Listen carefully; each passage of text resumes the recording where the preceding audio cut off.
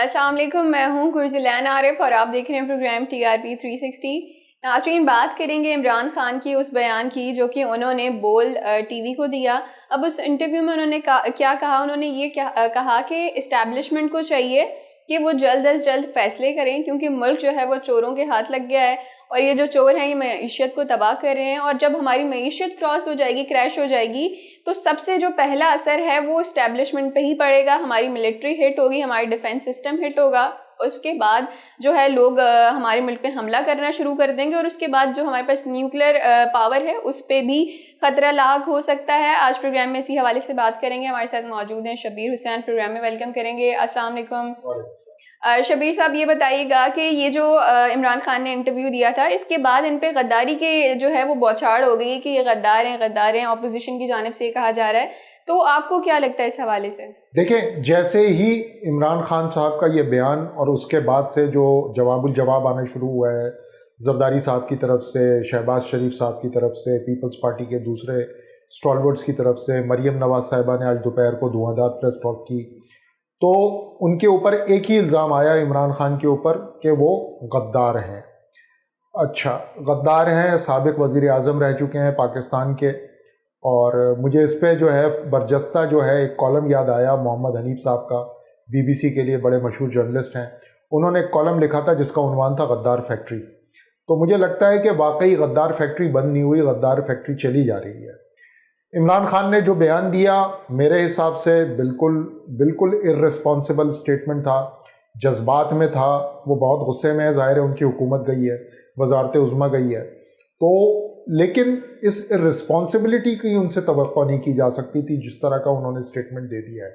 دیکھیں، پاکستان معاشی طور پر پریشان ہے، بہت برے حال میں ہے، سبوں کو سمجھ آ رہی ہے بات، بلکہ ایک وزیر صاحب تو کہہ رہے تھے ان کے پاس زہر کھانے کے بھی پیسے نہیں ہیں، لیکن اگلے ہی دن جو ہے 54 لوگوں کو لے کر کے وزیر اعظم صاحب ترکی چلے گئے سرکاری خرچ کے اوپر، تو زہر کھانے کے پیسے نہیں تھے، وہ ترکی چلے گئے، خیر یہ الگ بات ہے۔ لیکن عمران خان صاحب ظاہر ہے کہ غصے میں ہیں، لیکن جو اسٹیٹمنٹ تھا وہ بالکل ارریسپانسبل تھا۔ غدار کہنا کسی کو بھی اس موقع پر یا کسی بھی موقع کے اوپر، دو چیزوں کی مخالفت جو ہے نا اس پاکستان میں اب یہ لکھ لیں کہ ہونی چاہیے، ایک یہ کہ کوئی کافر ہے اور دوسرا کہ کوئی غدار ہے۔ انٹل انلیس کہ کوئی اپنے آپ کو خود ہی ڈکلیئر کر دے کہ وہ غدار ہے یا وہ ڈکلیئر کر دے کہ وہ کافر ہے، اس کے علاوہ اس کو کافر کہنا یا غدار کہنا جو ہے یہ بڑا ظلم ہے میرے خیال میں۔ ٹھیک ہے، اچھا شبیر صاحب، ہم دیکھتے ہیں کہ پہلے جو ہے وہ عمران خان صاحب اپوزیشن کو، جن میں نون لیگ ہے، یہ زرداری صاحب ہیں، پیپلز پارٹی ہے، ان سب کو جی وہ کہتے تھے یہ چور ڈاکو ہیں، غدار ہیں۔ اب یہی بات اٹھ کے عمران خان پہ بھی آ گئی ہے، تو اس حوالے سے آپ کیا کہیں گے کہ یہ جو سیاست میں بھی ایک ایتھکس ہونے چاہیے کہ آپ اپوزیشن پارٹی سے بات کر رہے ہیں، کسی بھی قسم کا حوالہ دے رہے ہیں تو تھوڑا ڈھنگ کے دیں۔ ہم دیکھتے ہیں یہاں پہ ایک دوسرے کو گھٹیا کہا جا رہا ہوتا ہے، بدتمیز کہا جا رہا ہوتا ہے، تو اس حوالے سے کیا کہیں گے کہ کہاں جاتے ہیں ایتھکس پالیٹکس میں؟ دیکھیں، یہ غدار والا جو معاملہ ہے نا، یہ آج سے نہیں، میں تو کم سے کم 2 دہائیوں سے دیکھ رہا ہوں کہ ہر کوئی غدار ہے۔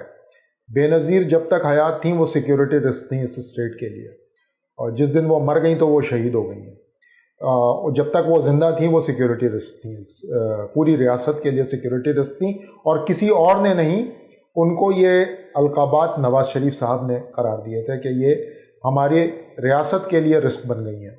اسی طرح جب نواز شریف صاحب حکمران تھے اور جب ان کی حکمرانی ختم ہوئی تو وہ غدار ہو گئے۔ آج تک آپ کو پتہ ہے کہ ان کے تقاریر اب تک ٹی وی کے اوپر نہیں دکھائی جا سکتی۔ آج دوپہر کو مریم بی بی کہہ رہی تھیں کہ ہمیں جیل میں ڈال دیا گیا، ہمیں ہتھکڑیاں لگا دی گئیں، ہمارے ساتھ یہ کر دیا گیا اور بڑا ظلم کیا گیا، جہاز سے سیدھے اتار کر کے اڈیالہ پہنچا دیا گیا۔ اب ان سے کوئی یہ سوال تو کر لے کہ یہ کیا کس نے تھا ان کے ساتھ؟ عمران خان نے تو نہیں کیا تھا، عمران خان اس وقت عہدہ نہیں رکھتے تھے جس وقت ان کے ساتھ یہ سب کچھ ہوا ہے، تو کس نے کیا تھا؟ مریم بی بی کو یہ بھی بتانا چاہیے تھا نا کہ یہ کس نے کیا ہے، ان کو غدار ڈکلیئر کس نے کیا تھا؟ ان کے والد کو آج تک ٹی وی کے اوپر لائیو نہیں دکھایا جاتا، اس کی وجہ کیا ہے؟ یہ کس نے پابندی؟ آج تو وزیر اعظم عمران خان نہیں ہے، لیکن لائیو نواز شریف صاحب نہیں چل سکتے، تو یہ کس نے ڈکلیئر کی ہے؟ یہ ساری صورتحال کس نے بنائی ہوئی ہے؟ تو مریم بی بی کو یہ بھی بتانا چاہیے تھا۔ تو ہمارے ہاں ایک ٹرینڈ ہے ہر کسی کو غدار کہنے کا، جو آپ کی رائے سے متفق نہ ہو وہ غدار ہے، جو آپ کی مذہبی سوچ سے یکسانیت نہ رکھتا ہو وہ کفر کے فتوے کا حقدار ہے. تو یہ جو ہمارا رجحان ہے یہ ہماری انتہا پسندی کو جو ہے نا وہ انڈیکیٹ کرتا ہے.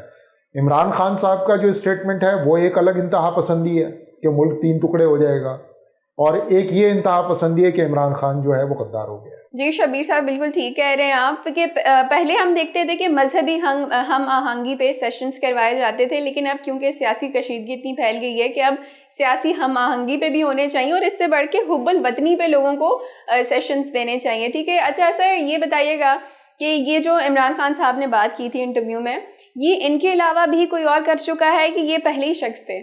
دیکھیں آپ کو بڑی ابھی قریب کی بات ہے, زیادہ دور کی بات نہیں ہے, ماضی قریب کی بات ہے.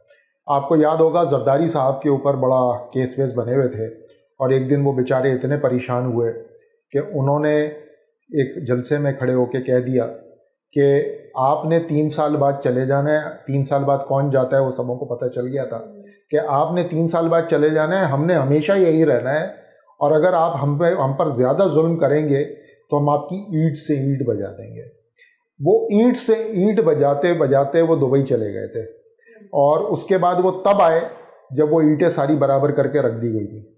اور کل جب وہ یہ بیان جاری کر رہے تھے کہ ہمارے رہتے ہوئے پاکستان کے کوئی ٹکڑے نہیں کر سکتا, پاک فوج کے خلاف جو بیانات ہیں اس کی ہم مذمت کرتے ہیں, تو مجھے دل میں ہنسی آ رہی تھی کہ یہ صاحب تھے جو اینٹ سے اینٹ بجا رہے تھے. پھر ایک اور ابھی حالیہ بات ہے, وہ ہے MNA شیخو پورہ سے نون لیگ کے میاں جاوید لطیف صاحب. انہوں نے کہا کہ مریم بی بی کے اوپر اگر ایک آنچ بھی آئی تو ہم پاکستان کھپے کا نعرہ نہیں لگائیں گے. یہ الفاظ ہیں جس پہ ان پہ غداری کا مقدمہ بن چکا ہے, آج بھی وہ پیشیاں بھگتتے ہیں اس کی. پھر وہ جیل بھی چلے گئے تھے اس ظلم میں.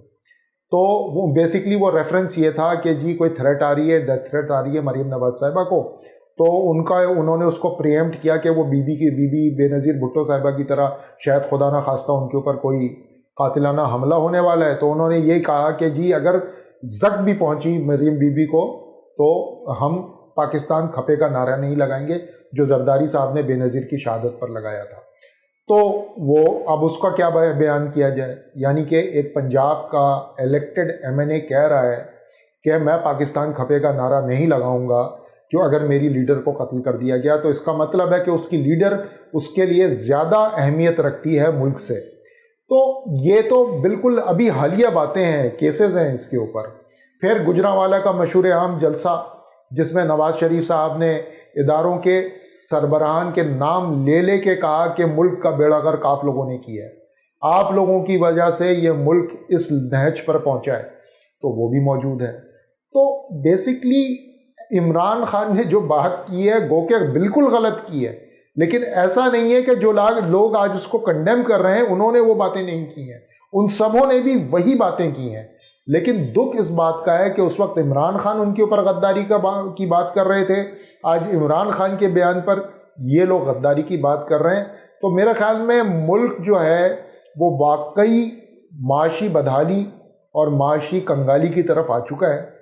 بجٹ آ رہا ہے اگلے مہینے, اور اس بجٹ کے بعد میں اور آپ ایک دوسرے کا منہ دیکھ رہے ہوں گے کہ ہم گاڑی پہ کیسے بیٹھیں اور ٹیکسی میں کیسے سفر کریں, کیونکہ مہنگائی اس عروج پر جائے گی. لیکن ہمارے جو حکمران ہیں, ہماری جو سیاسی اشرافیہ ہے, بلکہ اوور آل جو ہماری رولنگ کلاس ہے, ان کو شاید فکر جو ہے نا صرف اور صرف کفر اور غداری کی ہے.